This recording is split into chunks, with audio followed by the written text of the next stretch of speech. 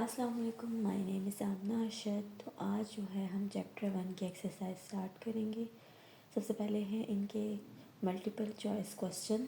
सबसे पहले एमसीक्यूज हम देखते हैं। इसमें लिखा हुआ है the instrument that is more suitable for measuring the thickness of a few sheet of cardboard is a meter rule, measuring tape, vernier caliper, micrometer, screw gauge. तो यहाँ पे जो इसका बेस्ट ऑप्शन है वो है डी, माइक्रोमीटर स्क्रू गेज के जो फ्यू शीट्स की थिकनेस को फाइंड करने के लिए सबसे ज़्यादा मोस्ट सूटेबल जो है वो माइक्रोमीटर स्क्रू गेज है।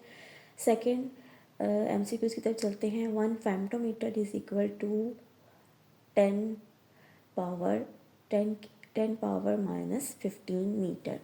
फेमटोमीटर हमें पता है ये प्रोफिक्सिस के टेबल्स में से हमने करना है, तो जो कि वो सही है वो ये वाला है, B option. A light year is a unit of, light year जो है रोशनी की एक साल में कितना डिस्टेंस कवर करती है उसका ये यूनिट है। तो लाइट ईयर जो है वो is a unit of distance है कि रोशनी का हमने डिस्टेंस मेजर करना हो तो वो है वो इसका यूनिट जो है वो डिस्टेंस है। लाइट ईयर किसका यूनिट है? डिस्टेंस का। Which one is a non physical quantity? तो यहाँ पे नॉन फिजिकल क्वांटिटी आ जाती है कलर। अब नीचे चलते हैं। When using a measuring cylinder, one precaution to take is to, यानी कि जब हम मेजरिंग सिलेंडर यूज़ कर रहे हों तो सबसे पहले हमें क्या प्रिकॉशंस करनी चाहिए। सबसे फर्स्ट अगर ऑप्शन देखें तो check for the zero error. Second one, look at the meniscus from the below the level of water surface. Take several reading by looking from one more than one direction. Position the eye in line with the bottom of the meniscus. तो यहाँ जो इसका D part है ना, D option जो है ना वो इसका करेक्ट है कि हमारी जो आई का और जो उसका बॉटम है मेनिस्कस का वो इन लाइन होना चाहिए, हॉरिजेंटल होना चाहिए, 90 का एंगल होना चाहिए, परपेंडिकुलर होना चाहिए। नेक्स्ट हम आते हैं volume of water consume by per day is estimated. हमें पता है किसी भी लिक्विड का वॉल्यूम हम लीटर्स में मेजर करते हैं, तो उसका बी ऑप्शन करेक्ट है। नेक्स्ट हम नीचे चले जाते हैं तो आ जाता है displacement can is use. Displacement can method जो कि हमने पढ़ा था इस प्रीवियस लेक्चर्स के अंदर कि डिस्प्लेसमेंट कैन मेथड किस लिए यूज़ किया जाता है। ये mass of a liquid, mass of a solid, volume of a liquid, volume of a solid. ये सॉलिड का वॉल्यूम को मेजर करने के लिए हम जो यूज़ करते हैं वो है डिस्प्लेसमेंट कैन मेथड। नेक्स्ट अगर जाते हैं, टू रोड विद लेंथ 12.321 centimeter and 10.3 centimeter are placed side by side. The difference in their length is, सबसे फर्स्ट अगर हम इनको प्लस करके देखते हैं, जैसे कि मैंने ये सामने किया हुआ है 12.321 और 10 में तो ये जो 3 में से 3 चले जाएँ तो 0, 2 एज इट इज़ आ जाता है और 1 भी, और ये 2 भी एज इट इज़, और 1 में से 1 निकल गया तो 0।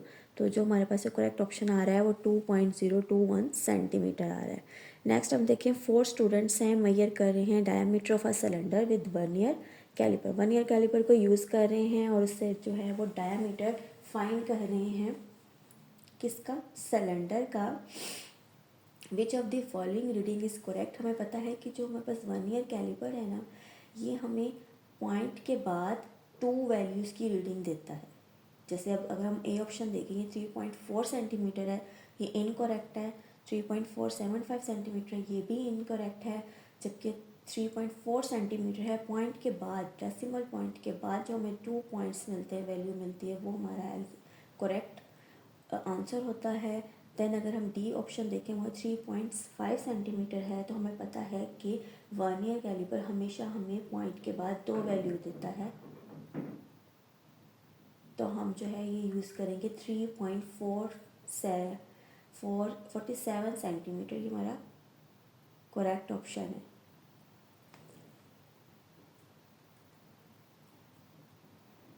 नेक्स्ट हम नीचे चले जाते हैं।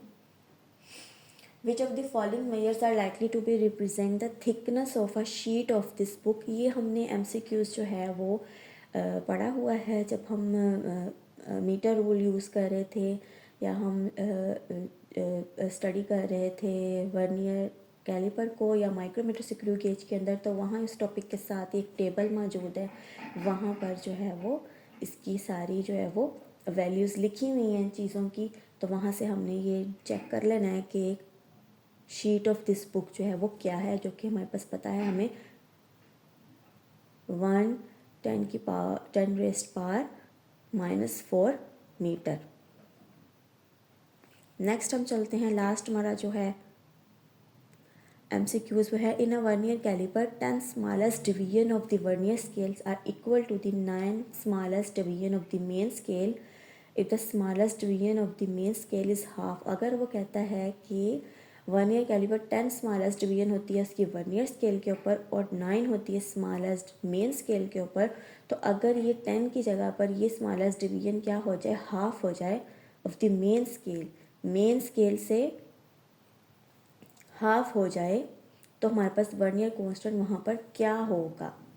यानी कि हमारे पास जो स्मॉलेस्ट डिवीजन आ रही है मेन स्केल की जो 9 है, इसका अगर हम उन्होंने कहा कि इसको हम हाफ कर लें तो वो क्या आ जाएगी, half scale is half millimeter and vernier constant equals to this. यानी कि हमने मेन स्केल की अब रीडिंग क्या लेनी है, 9 की जगह पर हाफ, यानी हाफ हमें पता है हाफ कितना होता है, 1 का हाफ कितना होता है 0.5, देन हम यहाँ पे 0.5 लिखेंगे और 10 जो है वो उसकी वर्नियर की स्केल की रीडिंग है, तो हम उसे डिवाइड करेंगे तो 0.05 मिलीमीटर हमारे पास रीडिंग आ जाएगी। ये तो हो गए हमारे MCQ। नेक्स्ट हम आ जाते हैं इनके शॉर्ट क्वेश्चन की तरफ। सबसे फर्स्ट जो है हमारा क्वेश्चन जो है, सबसे फर्स्ट हमारा शॉर्ट क्वेश्चन है कि can non physical quantity be measured, if yes then how. कि अगर फर्स्ट नॉन फिजिकल क्वांटिटी जो हमने पता है कि जो हम मेजर नहीं कर सकते हैं उनको अगर हम मेजर कर सकते हैं, तो अगर क्या नॉन फिजिकल क्वांटिटी मेजर हो सकती है, अगर यस देन हाउ। हमने रीज़न बतानी है, अगर हम इसको मेजर कर सकते हैं तो हम उन्हें कैसे मेजर कर सकते हैं। तो इसका आंसर जो है वह non physical quantity can not be measured by using an instrument, but a non physical quantity like happiness, intelligence can be measure using appropriate tools and the system. For example उसने कहा है कि जो हमारे पास non physical quantity है उनके लिए कोई भी टूल्स नहीं है, कोई भी इंस्ट्रूमेंट नहीं है जिससे हम उनको मेजर कर सकें। तो हम इनको एक्चुअली में कैसे मेजर कर सकते हैं, सर्वे के थ्रू, परसेप्शन के थ्रू, कि हम किसी की बिहेवियर को स्टडी कर लें। फॉर एग्जांपल अगर हमने हैप्पीनेस या सेटिस्फेक्शन देखनी है तो हम इसको मेजर कर सकते हैं यूजिंग सर्वेज, क्वेश्चनर्स। अगर हमने इंटेलिजेंस चेक करनी है तो हम असेस कर सकते हैं IQ टेस्ट से, उसकी इंटेलिजेंस चेक कर सकते हैं। हैप्पीनेस चेक करनी है तो हम सर्वे से या उससे बात कर फाइंड कर सकते हैं। तो ये सब चीज़ें जो हैं ये आ जाते हैं हमारा क्वेश्चन नंबर 1 के आंसर में। तो क्वेश्चन नंबर 2 की तरफ जाते हैं। क्वेश्चन नंबर 2 है कि what is measurement, name its 2 part. हमने टॉपिक में पढ़ा था मेजरमेंट किसको कहते हैं। अ measurement is a process of comparison of an unknown quantity with a widely accepted standard quantity. Measurement is the process of determining the size, amount और degree of standard unit. यानी कि हम मेजरमेंट को comparison करके बता सकते हैं।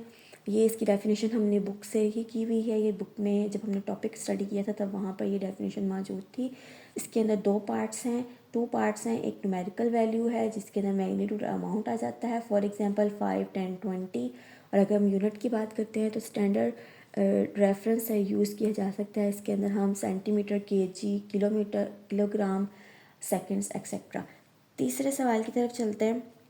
Why do we need a standard unit for measurement. हमें स्टैंडर्ड यूनिट क्यों ज़रूरी होते हैं मेजरमेंट करने के लिए, या कोई भी हमने मेजरमेंट करनी है इसके लिए एक स्टैंडर्ड सिस्टम हमें दे दिया गया, हम क्यों यूज़ कर रहे हैं इसको। तो the standard units are needed to ensure uniformly consistency and comparability of measurement worldwide.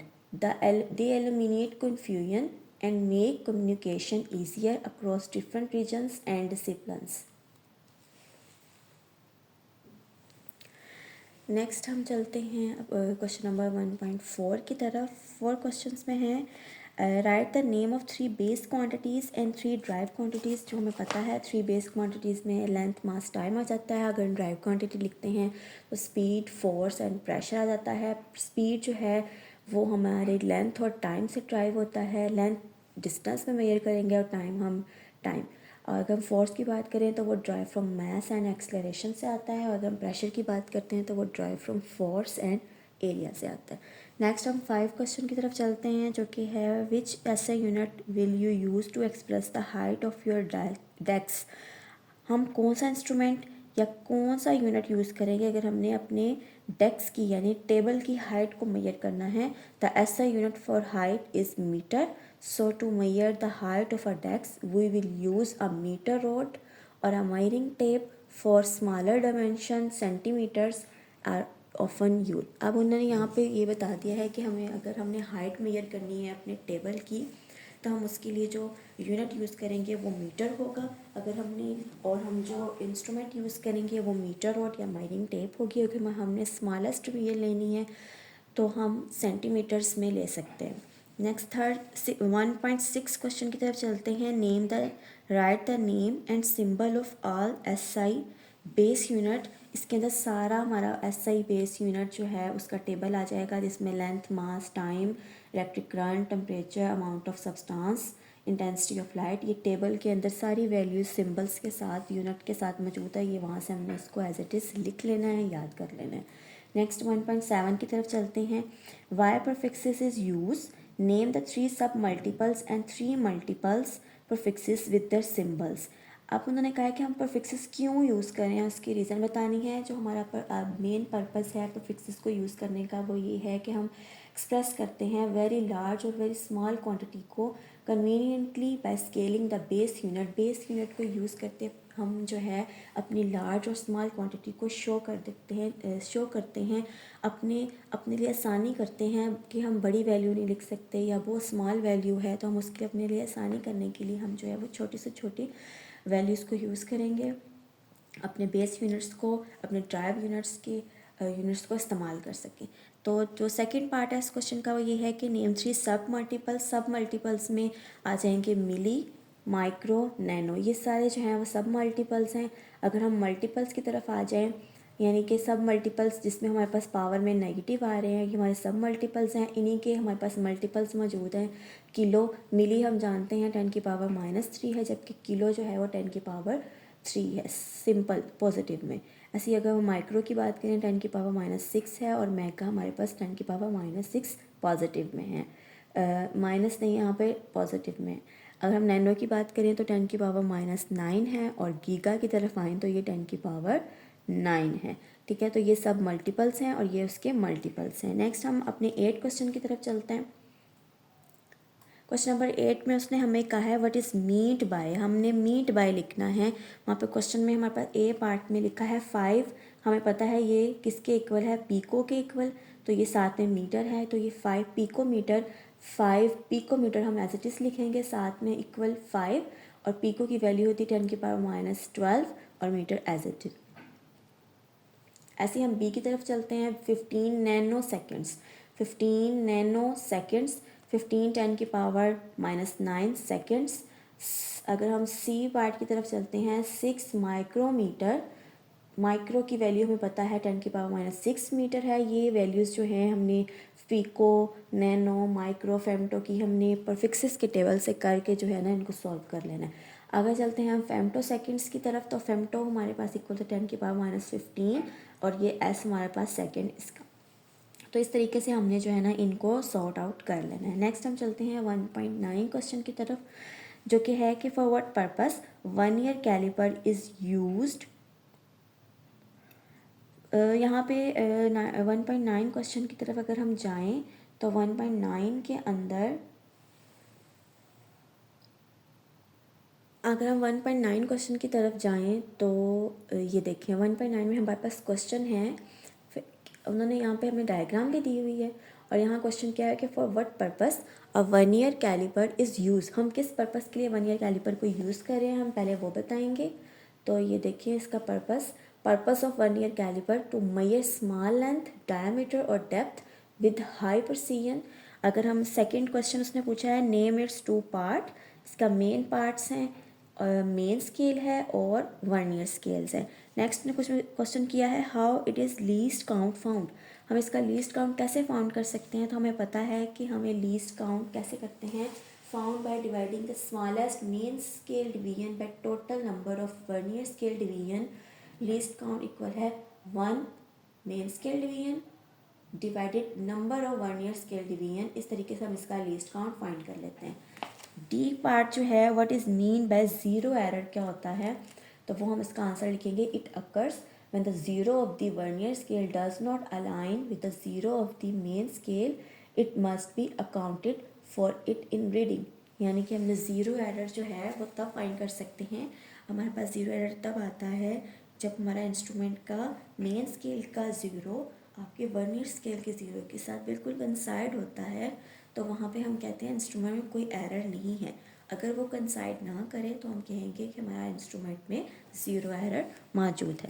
Next हम 1.10 क्वेश्चन की तरफ चलते हैं। क्वेश्चन है state least count. First part में उसने बोला है स्टेट करें लीस्ट काउंट को, जो कि यहाँ मैंने स्टेट कर दिया है। Least count of the vernier caliper is the difference between one main scale division and one vernier scale division. Least count of vernier constant is 0.1 millimetre.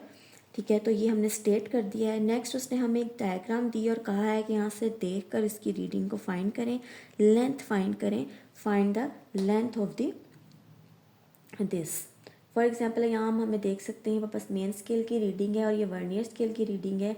अब यहाँ पे आप देखें कि किस तरह जो है हमारे पास रीडिंग आ रही है। अगर हम देखें तो ये 2.567 पे ये वर्नियर का स्टार्ट हो रहा है और मेन स्केल की 7 के साथ, मेन स्केल का 2.7 और वर्नियर स्केल पे रीडिंग आ रही है हमारे पास 0 से स्टार्ट हो रहा है 2.7, तो 2.7 होगा ये रीडिंग और उसके बाद आ जाएगा हमारे पास, प्लस करेंगे हम इसे अपने वर्नियर कांस्टेंट के लीस्ट काउंट के साथ और उसके बाद अगर हम वर्नियर स्केल की रीडिंग देखें तो ऐसी कौन सी लाइन है जो बिल्कुल एग्जैक्ट मैच कर रही है, तो ये फोर्थ लाइन है जो बिल्कुल एग्जैक्ट मैच कर रही है। तो हमारे पास इस तरीके से हम इसकी लेंथ मेजर कर लेंगे, जो कि जैसे कि यहाँ पे ये है।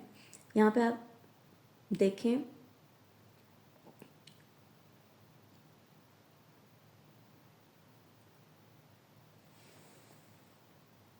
यहाँ पे आप देखें ये 2.7 हमारी मेन स्केल रीडिंग है।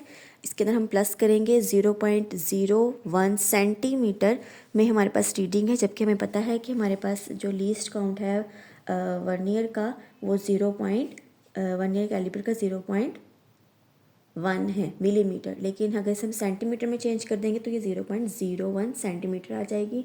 मल्टीप्लाई करना है हमने इसको 4, ये हमारी वर्नियर की डिवीजन है 4, तो वो हम मल्टीप्लाई करके हमारे पास जो आंसर आता है 0.04 है, 2.7 है, तो लेंथ हमारे पास आ जाएगी 2.74 सेंटीमीटर। ठीक हो गया, यहाँ से अब आपको समझ आ गई होगी। नेक्स्ट हम अपने चलते हैं लास्ट क्वेश्चन की तरफ। लास्ट क्वेश्चन जो है वो यहाँ पे ये है।